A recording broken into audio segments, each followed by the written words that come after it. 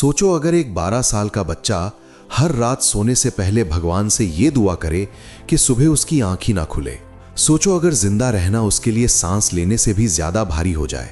और सोचो अगर वही बच्चा एक दिन लाखों टूटे हुए लोगों के लिए उम्मीद बन जाए। लेकिन जो उसके साथ हुआ वो तुम सोच भी नहीं सकते। इस कहानी का हीरो था आरव। शहर के बाहरी हिस्से में एक टूटी फूटी झोपड़ी, जंग लगा दरवाजा, टपकती छत और अंदर एक बीमार मां जो हर दिन दर्द से कराहती थी। आरव का बाप शराबी था। रोज रात को नशे में धुत होकर घर आता, मां को गालियां देता, कभी कभी हाथ भी उठा देता। आरव कोने में खड़ा सब देखता रहता। उसकी मुट्ठियां भिंच जाती, दांत आपस में रगड़ते, लेकिन वो कुछ नहीं कर पाता था। वो सिर्फ 12 साल का था। स्कूल में भी उसकी हालत अलग नहीं थी। फटे जूते, पुराना बैग और सहपाठियों की हंसी। अरे झोपड़ी के कीड़े, तेरे बाप के पास फीस भरने के पैसे नहीं है क्या? टीचर भी उसे नजरअंदाज करती थी क्योंकि वो अक्सर फीस देर से लाता था। हर दिन उसके लिए एक नया अपमान लेकर आता था। आरव का बस एक ही सपना था, अपनी मां को इस नरक से बाहर निकालना। वो रात को मां के पास बैठकर कहता, अम्मा, एक दिन मैं आपको बड़े घर में ले जाऊंगा, आपको कभी काम नहीं करना पड़ेगा। मां हल्की मुस्कान के साथ उसके सिर पर हाथ रख देती, लेकिन उसकी आंखों में डर और बेबसी साफ दिखती थी। उसे पता था कि दुनिया इतनी आसान नहीं होती। एक शाम स्कूल से लौटते वक्त आरव ने अपने बाप को गली के मोड़ पर एक आदमी से झगड़ते देखा।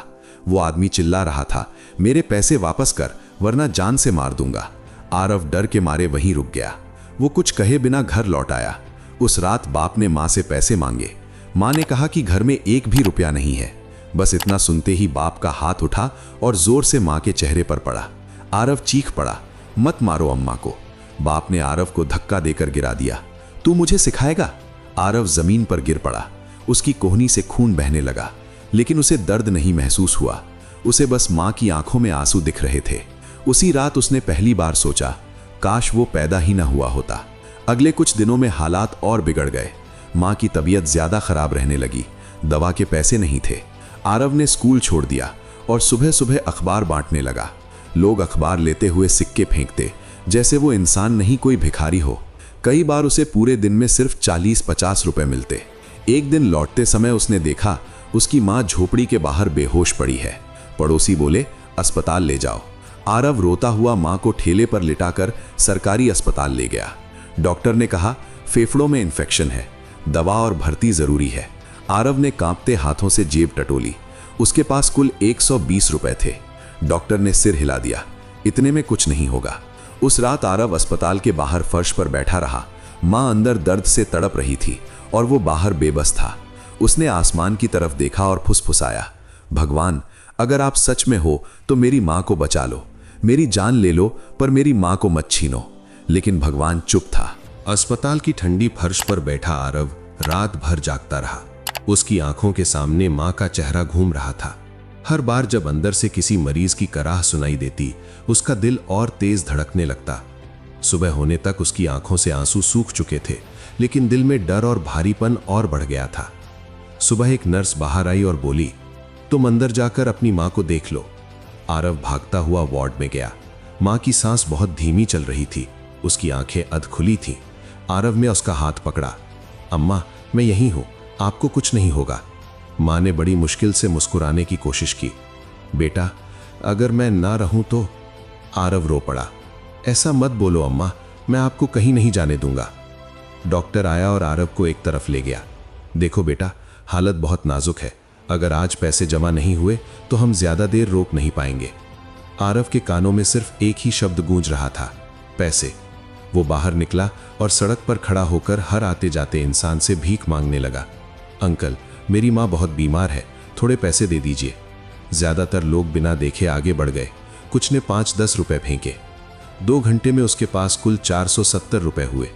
डॉक्टर ने रकम देखी और सिर हिला दिया, बहुत कम है। शाम तक मां की हालत और बिगड़ गई।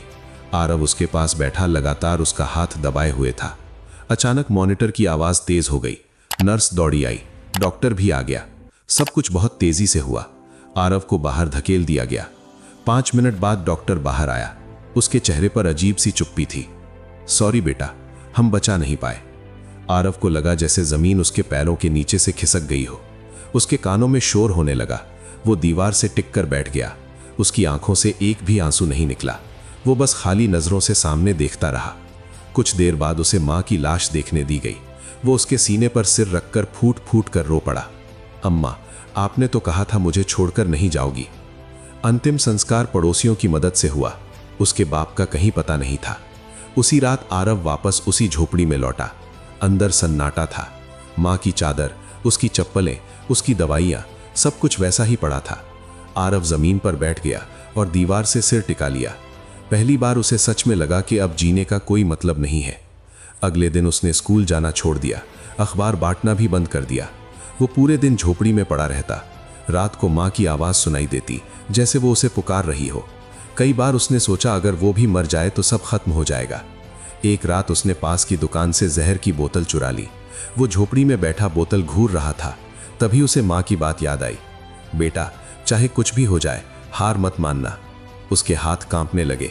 उसने जहर की बोतल जमीन पर पटक दी और जोर से रो पड़ा। कुछ दिनों बाद मकान मालिक आया। किराया दो या झोपड़ी खाली करो। आरव के पास देने को कुछ नहीं था। उसे बाहर निकाल दिया गया। वो एक प्लास्टिक की थैली में अपना थोड़ा सा सामान डालकर सड़क पर आ गया। अब उसके पास न घर था, न मां, न कोई सहारा। वो रेलवे स्टेशन पर रहने लगा। दिन में कूड़ा बीनता, रात को प्लेटफॉर्म पर सो जाता। कई बार लोग उसे लात मारकर भगा देते। एक रात कुछ बड़े लड़कों ने उसके पैसे छीन लिए और उसे बुरी तरह पीटा। वो खून से लथपथ प्लेटफॉर्म के कोने में पड़ा रहा। किसी ने मदद नहीं की। उसी हालत में सुबह हुई।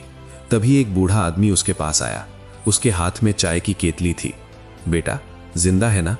आरव ने धीरे से आंख खोली। बूढ़े ने उसे चाय दी। नाम क्या है तेरा? आरव।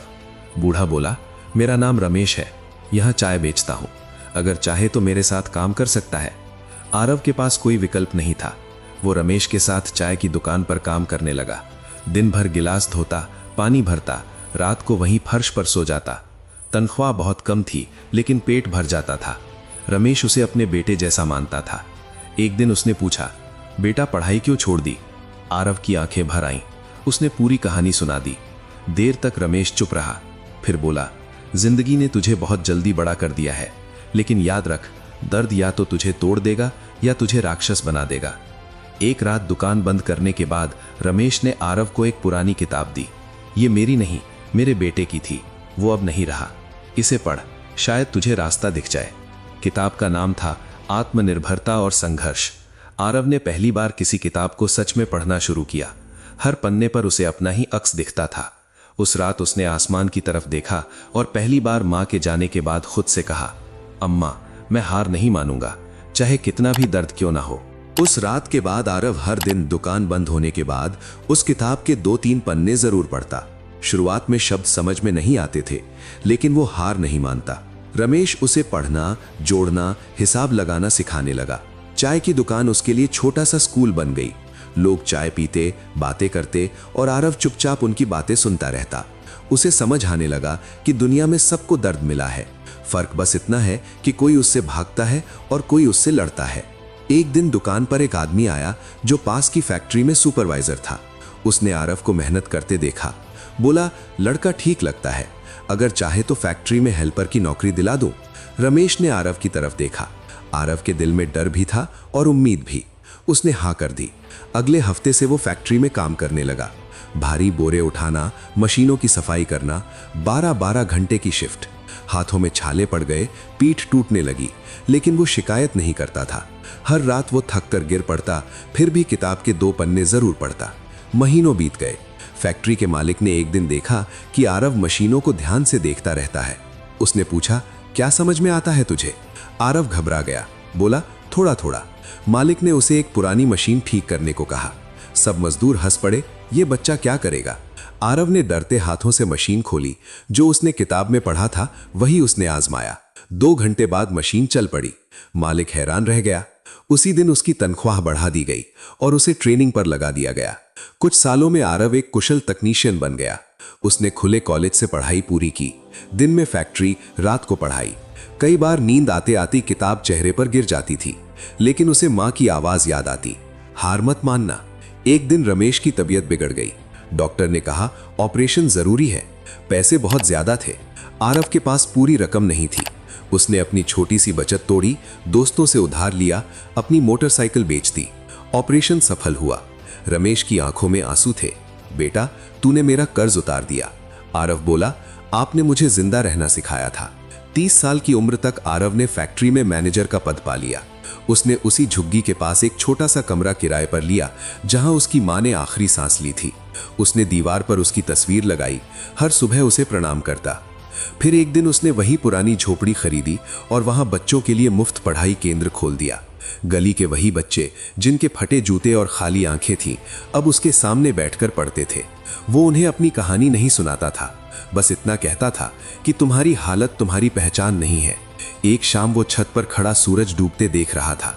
हवा में वही मिट्टी की खुशबू थी। उसने धीमे से कहा, अम्मा, मैं जीत गया।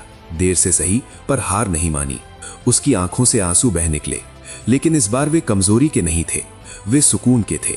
अगर तुम्हें लगता है कि जिंदगी ने तुम्हारे साथ नाइंसाफी की है, तो याद रखना, दर्द को बहाना मत बनाओ, उसे हथियार बनाओ। हालात तुम्हें तोड़ने नहीं आए हैं, तुम्हें बनाने आए हैं। अगर ये कहानी तुम्हारे दिल तक पहुंची है तो चैनल को सब्सक्राइब करो। ज्ञान इंस्पायर स्टोरीज।